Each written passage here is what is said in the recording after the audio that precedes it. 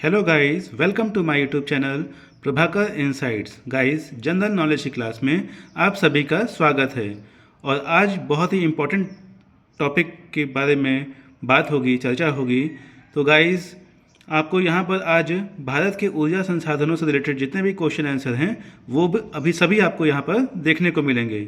तो गाइस, जिन भी स्टूडेंट्स के क्वेश्चन पिछले छूट गए हों तो वो प्लेलिस्ट में जा कर के क्वेश्चन आंसर देख सकते हैं। उसमें आपको प्लेलिस्ट में इंडियन कॉन्स्टिट्यूशन, भारतीय संविधान हो गया आपका, फिर आपका इंडियन हिस्ट्री हो गया, और विदेशी मुद्रा, भारतीय मुद्रा, बैंकिंग, आपको general knowledge, latest general knowledge, latest topic सभी कुछ देखने को मिलेगा। तो गाइस, प्लेलिस्ट में जाइए और उसका अध्ययन कीजिए। ठीक है गाइस, तो कंटिन्यू करते हैं हम। फर्स्ट नंबर है यहाँ पर, भारतवर्ष का प्रथम हाइडल पावर प्रोजेक्ट कौन सा है?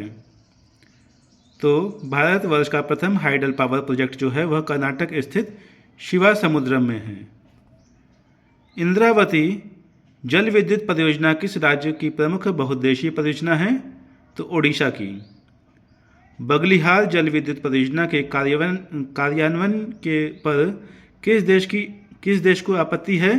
तो पाकिस्तान देश को आपत्ति है।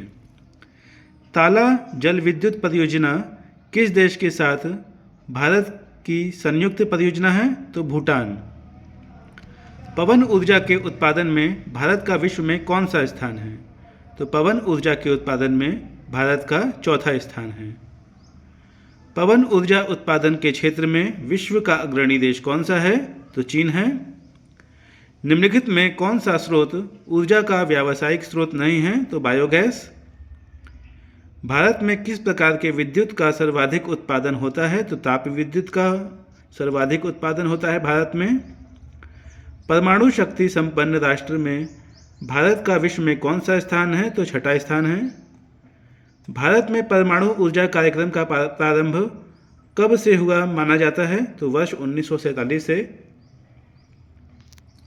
Sorry for mistake guys, sorry for mistake. Bharat में इसका उत्तर वर्ष 1948 होगा। मैं फिर से रिपीट कर दे रहा हूँ आपके लिए। भारत में परमाणु ऊर्जा कार्यक्रम का प्रारंभ कब से माना जाता है? तो वर्ष 1948 से माना जाता है। भारत में परमाणु ऊर्जा का कार्यक्रम किस वर्ष प्रारंभ से माना जाता है? तो वर्ष 1948 से माना जाता है।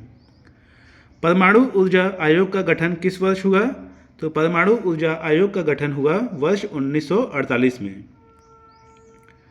परमाणु ऊर्जा प्रतिष्ठान वर्तमान भाभा परमाणु अनुसंधान केंद्र का गठन कब हुआ? तो वर्ष 1957 ईस्वी में हुआ। कैगा परमाणु विद्युत संयंत्र कहाँ पर अवस्थित है? तो कैगा परमाणु विद्युत संयंत्र जो है वह कर्नाटक में स्थित है। रावत भाटा परमाणु विद्युत संयंत्र कहाँ पर अवस्थित है?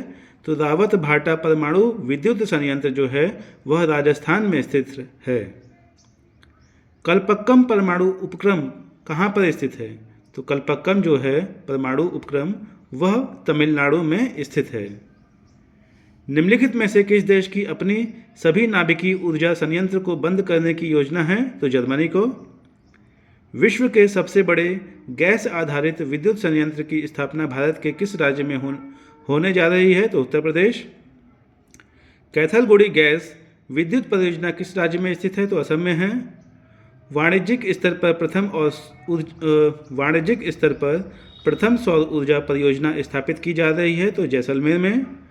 विश्व का सबसे बड़ा खनिज तेल उत्पादक देश कौन सा है? तो सऊदी अरब। भारत अपनी कुल तेल खपत का लगभग कितना हिस्सा आयात द्वारा पूरा करता है? तो 2/3।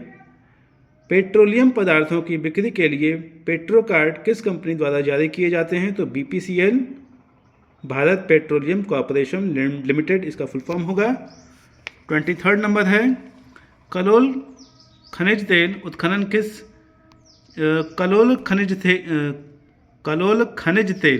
उत्खनन किस क्षेत्र किस राज्य में है? तो गुजरात में है। भारत का सबसे बड़ा खनिज तेल कहाँ पर है? तो भारत का सबसे बड़ा खनिज तेल जो है वो बम्बई अपतट क्षेत्र में है। मंगला क्या है? तो मंगला जो है राजस्थान में एक तेल कुआं है। भारत में सर्वप्रथम खनिज तेल कुआं कहाँ पर खोदा गया? तो वह डिगबोई में खोदा गया, यह असम में है डिगबोई।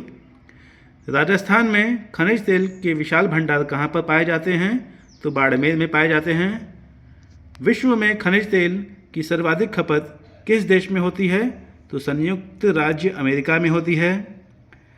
खनिज तेल खपत की दृष्टि से विश्व का दूसरा देश कौन सा है? तो खनिज तेल खपत की दृष्टि से विश्व का दूसरा देश जो है वह है चीन। भारत अपनी खनिज तेल आवश्यकता का लगभग कितना प्रतिशत भाग आयात से पूरा करता है? तो 70%। कृष्ण क्रांति ब्लैक रिवॉल्यूशन का संबंध किससे है? तो कृष्ण क्रांति ब्लैक रिवॉल्यूशन का संबंध खनिज तेल उत्पादन से है।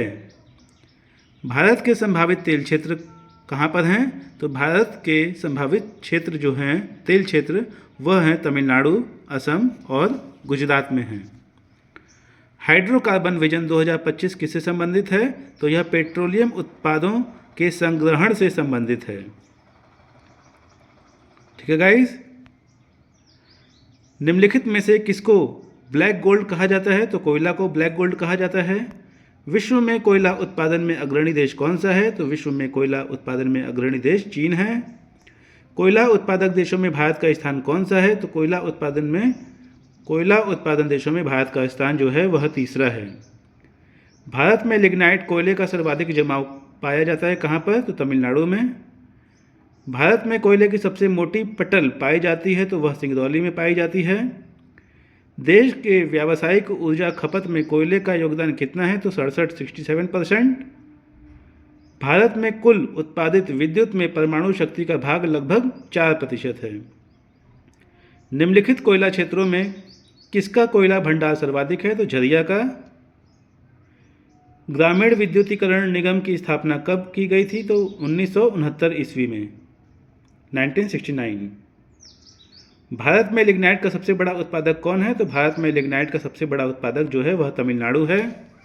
गाइस अब हम आगे हैं 44 नंबर। आगे बढ़ने से पहले आपसे ये बोलना चाहेंगे गाइस रिवीजन करते रहिए, रिपीटिशन करते रहिए, ओके गाइस, ताकि आप जो भी पढ़ें वो आपको अच्छे से याद हो जाए।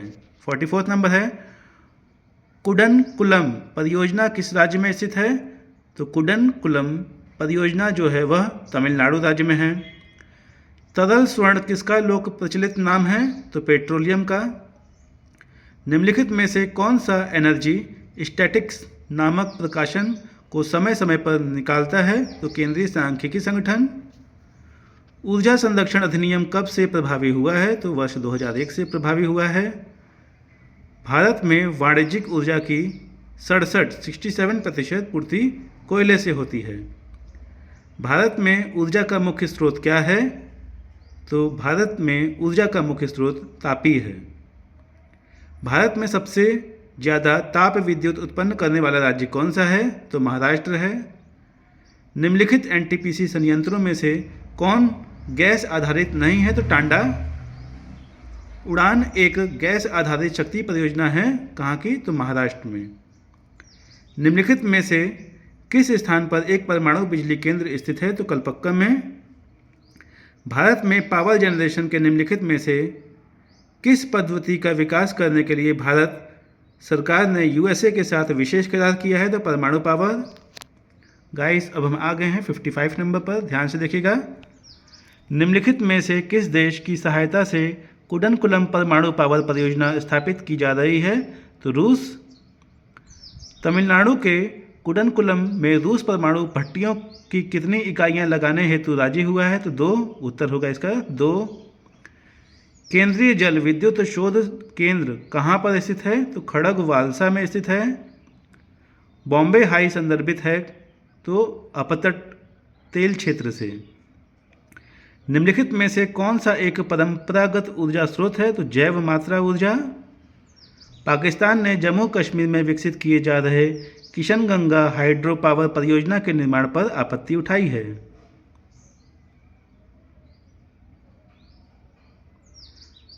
गाइस 61 नंबर है तलचर किसके लिए महत्वपूर्ण है? तो तलचर जो है भारी जल संयंत्र के लिए महत्वपूर्ण है। भारत में ऊर्जा उत्पादन के लिए निम्नलिखित में से कौन सा प्रमुख कच्चा पदार्थ है? तो कोयला। भारत के निम्नलिखित क्षेत्रों में से किसमें भू-तापीय ऊर्जा स्रोत नहीं पाए गए हैं? तो गंगा डेल्टा। एनटीपीसी एक केंद्रीय लोक क्षेत्र उद्यम है जो निम्नलिखित में से किस क्षेत्र से संबंधित है? तो विद्युत क्षेत्र से संबंधित है एनटीपीसी। ओके गाइस, तो गाइस वीडियो को लाइक कीजिएगा, चैनल को सब्सक्राइब कीजिएगा, बेल आइकन पर क्लिक कीजिएगा ताकि आपके पास समय से नोटिफिकेशन पहुंच पाए और आप ऐसे ही नॉलेज को कंज्यूम कर पाएँ। और गाइस सेल्फ स्टडी करते रहिए, आगे बढ़ते रहिए। ओके गाइस, तो मिलते हैं हम नेक्स्ट वीडियो में। Thank you for watch this video.